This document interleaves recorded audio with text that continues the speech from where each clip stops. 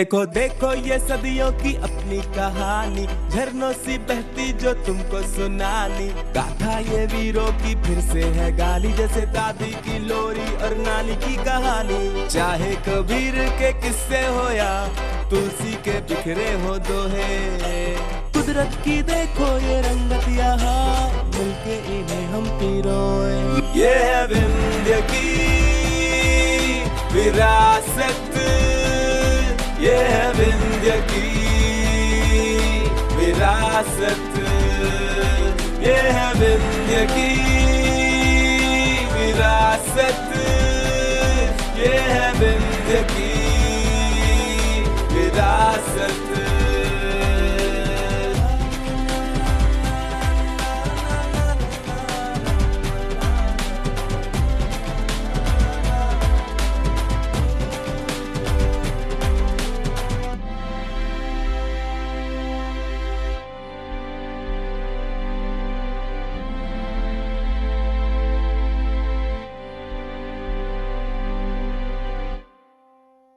नमस्कार।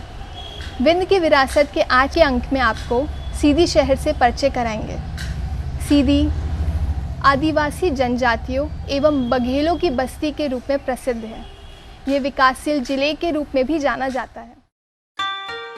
दंडवत विंध्याचल के माथे को अपनी हथेलियों पर थामे मीकल पर्वत एक ओर विंध्याचल श्रेणियों को निहारता है, तो दूसरी ओर दूर तक फैली सतपुड़ा श्रेणियों को। इस यशस्वी मेकल पर्वत के आश्रम से ही क्षुब्ध होकर निकली दो धाराएं परस्पर विपरीत दिशाओं में कूद गई थी। पश्चिमी दिशा में कूदी नर्मदा का जितना महत्व भारत के पश्चिमी भाग में विरासतें संजोने का है, उतना ही महत्व सोन का भारत के पूर्वी भाग में। प्रेम विभल सोन अपनी बलशाली धाराओं के बाजुओं से मार्ग में आई हर बाधा को तोड़ता हुआ अंत में जाकर गंगा की गोद में विश्राम लेता है। किंतु इस यात्रा में उसने जो नैसर्गिक सौंदर्य और सांस्कृतिक विरासतों के सोपान रचे हैं, वे मध्य प्रदेश के सीधी और शहडोल जिले में बिखरे पड़े हैं। सोन अपने पुरुषार्थ से पहले विंध्याचल की कैमोर पर्वत श्रेणी को ही तोड़ता है और फिर वेग पूर्वक सीधी जिले की धरा पर अपने अनुपम सौंदर्य के साथ बहता है।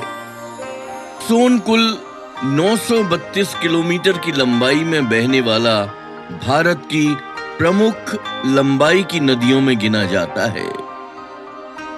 इसमें आकर मिलने वाली घोघर, जोहिला, छोटी महानदी तथा रिहंद, कन्हार, कोयला के साथ उसमें अपना जल उड़ेलने वाली नदियों में गोपद बनास नदी प्रमुख है। सोन के बलखाती धारा के साथ विंध्याचल श्रेणियों के बीच कैमोर, केंजुहा, रानी मुंडा पर्वतांचलों की घाटियों में बिखरी वन सुषमा सीधी जिले का खजाना है।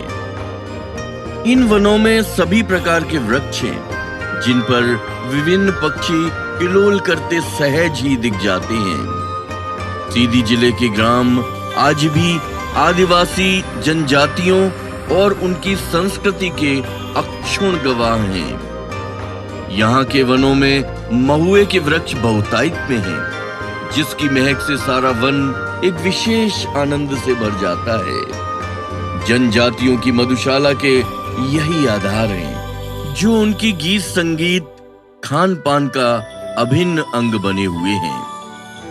यह क्षेत्र वनवासियों की धरा है। यहाँ की मूल भाषा गोंडी रही है। बाद में हुए राज्यों के विस्तार के अंतर्गत यहाँ हिंदी और बघेली भाषाओं ने लोगों के जीवन में प्रवेश किया। इसके पूर्वी भाग में जहाँ गौड़ जनजाति निवास करती है, वहीं पश्चिमी भाग में प्रमुख रूप से कोल जनजाति। यहाँ पहले कालिंजर से आए चंदेल राजाओं ने राज्य किया। बाद में पश्चिमी भाग बघेल राजवंशों के अधीन हुआ। इस जिले की 6 तहसीलों में फैली वन संपदा पर्यटकों के लिए जहां विशेष आकर्षण का केंद्र है, वहीं यह जिला ऊर्जा के प्रमुख स्रोत कोयले की पूर्ति भारत के ऊर्जा संचालन के लिए वर्षों से कर रहा है। सिंगरौली की कोयले की खदानें यहाँ का प्रमुख व्यवसायिक अंग रही हैं। वहीं आधुनिक शक्ति विद्युत ऊर्जा के विद्युत ताप गृह इसी क्षेत्र में स्थापित हुए हैं। अकबर दरबार के प्रमुख रत्न बीरबल का जन्म भी इसी धरा पर हुआ था। सीधी जिले में जन्मे बीरबल के गांव गोधरा में आज एक बहुत प्राचीन देवी का दर्शनीय मंदिर है। यह गांव इस क्षेत्र का एक प्रमुख गांव माना जाता है, जो यह दर्शाता है कि बुद्धि के धनी इतिहास प्रसिद्ध बीरबल इन्हीं वनवासियों के बीच बड़े होकर दिल्ली जैसे राज दरबार के प्रमुख व्यक्ति बने। विंध्य की विरासत। मध्य प्रदेश के पूर्वी द्वार पर पर्वत श्रेणियों और सोन की धाराओं के बीच पनपा यह जिला आज पुरातन और नवीन सभ्यताओं का मिश्रित स्वरूप है।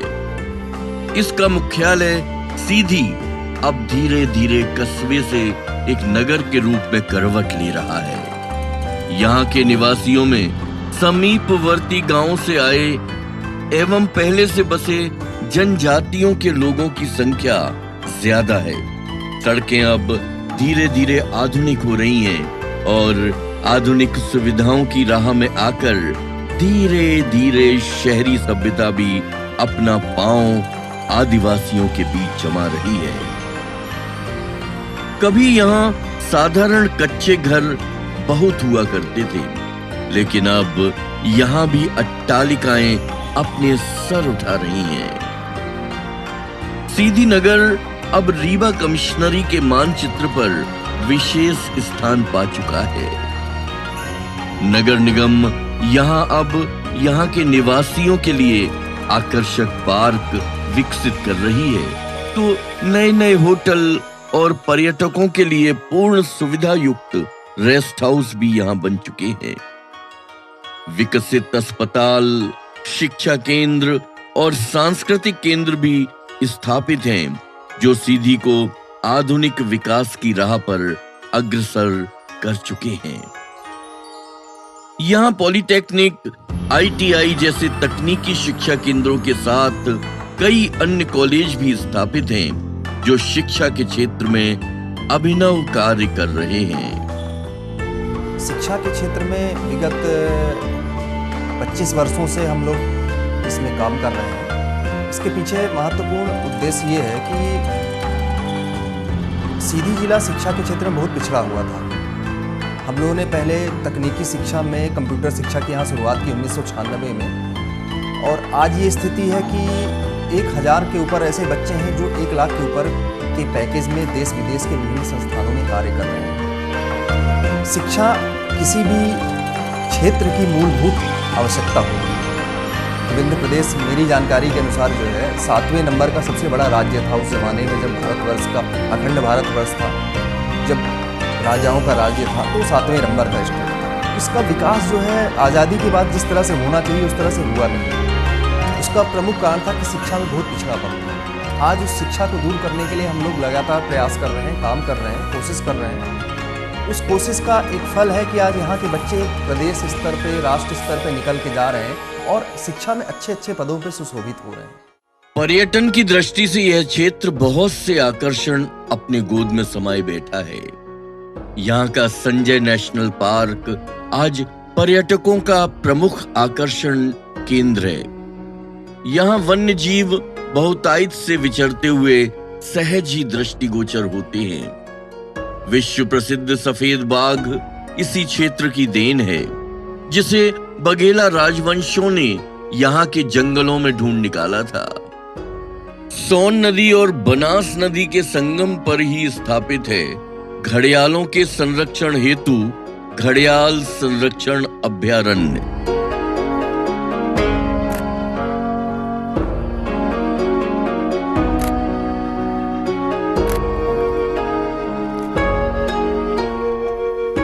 इस समय हम लोग ये भंवर सेन के पुल के ऊपर खड़े हुए हैं।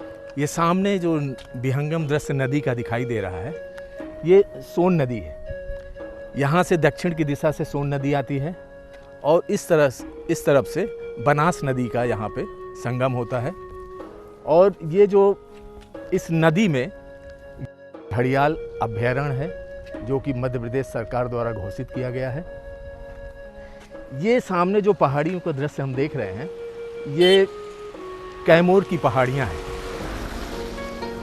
जो कि बहुत दूर तक फैली हुई हैं और बहुत ही खूबसूरत प्रतीत होती हैं। प्रकृति के इस अनमोल खजाने में बहुत सी पुरातात्विक विरासतें सोन नदी के तट पर और गहन जंगलों में बिखरी पड़ी हैं, जिसमें प्रमुख है कादम्बरी के रचयिता बाणभट्ट की साधना स्थली भ्रमरसेन।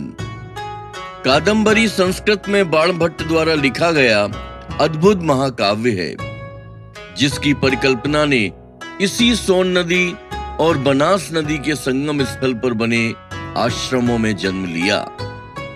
बनास नदी की धारा जब सोन की बेगवती धारा से भेंट करती है तो यहाँ एक विशाल भंवर का जन्म होता है। शायद इसीलिए इसका नाम स्थानीय भाषा में भंवर सीन पड़ा। आज भी यह स्थान बहुत रमणीक है। बनास नदी के किनारे ऊंचा खड़ा पर्वत और दूर से बहकर आती सोन की धारा में मिलती बनास की धारा के संगम को निहारते खड़े रहने में कितना समय बीत जाए पता ही नहीं चलता। कादम्बरी के प्रमुख पात्र शुक यानी तोते यहाँ की पर्वतमालाओं पर विहार करते आकर्षक दृश्य का सृजन करते हैं। पर्वतों के बीच बलखाती नदी की जलधारा और पर्वतों के घाट आने वाले पर्यटकों का मन मोह लेते हैं। सोन के किनारे ही बघेला राजवंशों का बनाया गया शिकारगंज रेस्ट हाउस सोन के सौंदर्य को निहारने का अद्भुत स्थल है। यह आज न सिर्फ दर्शनीय रेस्ट हाउस है, बल्कि बघेला राजवंशों के प्रकृति प्रेम का गवाह है। सोन नदी के तट पर ही एक तपस्वी प्रशांत शिव ने अपना आश्रम बनाकर यहाँ के कालजयी अद्भुत और शिल्प की धरोहरों को दर्शाने वाले मंदिर की स्थापना की थी, जो आज चंद्ररेह के शिव मंदिर के रूप में विख्यात है। इस मंदिर में स्थापित शिवलिंग, उसका आंतरिक शिल्प, कंगूरे, भीतिकाएं, उत्कीर्ण कला अचंभित करती है और भारत के उन उत्कृष्ट शिल्पकारों की गाथा बखानती है जो इस देश की सांस्कृतिक धारा के प्रवाह को निरंतर रखने में अपने अपूर्व योगदान दे गए। किसी युग में यह शिव मंदिर शिव भक्तों और साधकों के ठहरने का भी स्थान था, जो यहाँ मंदिर के चारों ओर बने मठों में आकर ठहरते थे। आज यह भारत की राष्ट्रीय धरोहर के रूप में संरक्षित है और पर्यटकों के आकर्षण का प्रमुख केंद्र है।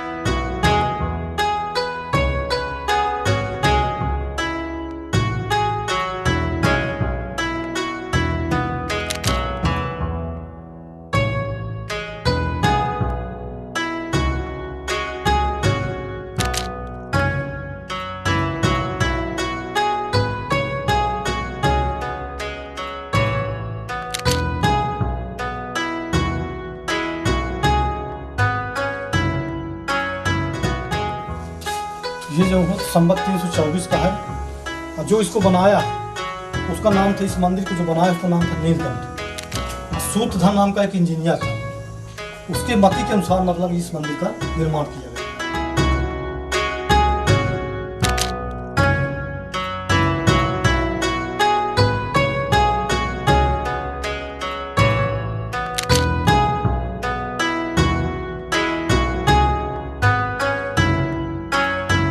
यहाँ के बारे में काफ़ी प्रसिद्ध और चर्चित मंदिर है ये चेदीवंश राजा का मंदिर है, जो कि साउथ से मतलब आए थे। और ये मंदिर कोई सिटी में बनवा देते, यहाँ क्यों बनाते जंगल में, लेकिन यहाँ उनको सफलता, जो सिद्धि, जो उनकी मतलब विचार थी, मन्नत थी, वो यहाँ पूरी हुई है, इसलिए ये मंदिर प्रसिद्ध है। और ये अपने मध्य प्रदेश में ये पहली एक ऐसी मंदिर है कि जहाँ मंदिर और मठ मतलब साथ में है। कोई मंदिर में आप जाएंगे तो मठ आप ना पाएंगे, खाली मंदिर बस पाएंगे, लेकिन यहाँ मठ है, जहाँ मतलब उन्होंने साधना तपस्या यहाँ पर किए थे और दक्षिण भारत से आए थे और उन्होंने यहाँ मंदिर का निर्माण करवाया। इसकी जलहरी के विषय में आप बता रहे ये हैं। जो जलहाली है, ये मंदिर का पूरा बाहर से आप देखिए, पूरा शिवलिंग में पूरी मंदिर बनी हुई है। जैसे जलहाली होती है शिव भगवान की, भोलेनाथ की, वो पूरी मंदिर जलहाली में बनी हुई है। और जलहाली का जो पानी है वो अंदर जाता है, वो पानी का निकासी जो है तो मतलब मगरमच्छ जैसे जो बना हुआ है बाहर, वहाँ से वो जल निकलता है और पूरा अंदर चला जाता है। ये मंदिर का जो आकार है, तो ये भोलेनाथ की जो मंदिर है तो पूरा ये शिवलिंग में है। फिर फ्रंट में जो सूर्य भगवान बैठे हुए हैं, सामने गोलाकार से जो दिख रहा है वो सूर्य भगवान है। ऊपर जो गुंबज बना हुआ है उसमें पूरे रुद्राक्ष धारण किए हुए हैं। ऐसी मंदिर में आप ना देखे होंगे कि रुद्राक्ष मतलब पहने हो, जो गुंबज बना हुआ है पूरे में रुद्राक्ष धारण किए हुए हैं। ये बहुत सिद्धि, बहुत प्रसिद्ध मंदिर है। बहुत दूर दूर के लोग आते हैं और यहाँ जो लोग आते हैं वो अवश्य विश्वास लेके आते हैं और उनकी आस्था मतलब मन्नत पूरी होती है। ये सबसे बड़ी विशेषता है।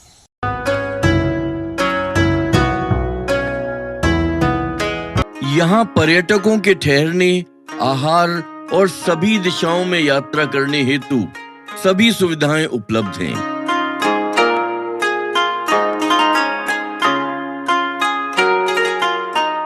बनास नदी के किनारे पर बना यह रिसोर्ट बनास की धाराओं को निहारने, उसे आत्मसात करने का सुंदर स्थान है। यह मध्य प्रदेश टूरिज्म का शासकीय रेस्ट हाउस है, जिसका शिल्प मध्य प्रदेश के विधानसभा भवन के शिल्पकार द्वारा उसी तर्ज पर बनाया गया है। रिसोर्ट के अंदर सपरिवार ठहरने हेतु सुविधा युक्त कमरे हैं।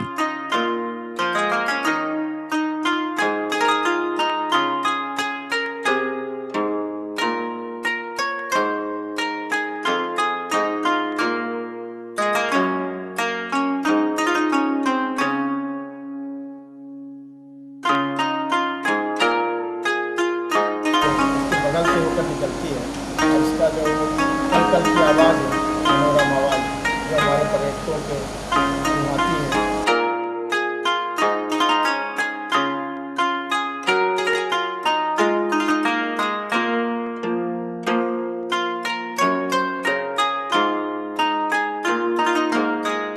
सर, ये परसली रिसोर्ट मध्य प्रदेश टूरिज्म की प्रॉपर्टी है और 1984 में ये प्रॉपर्टी बनी है।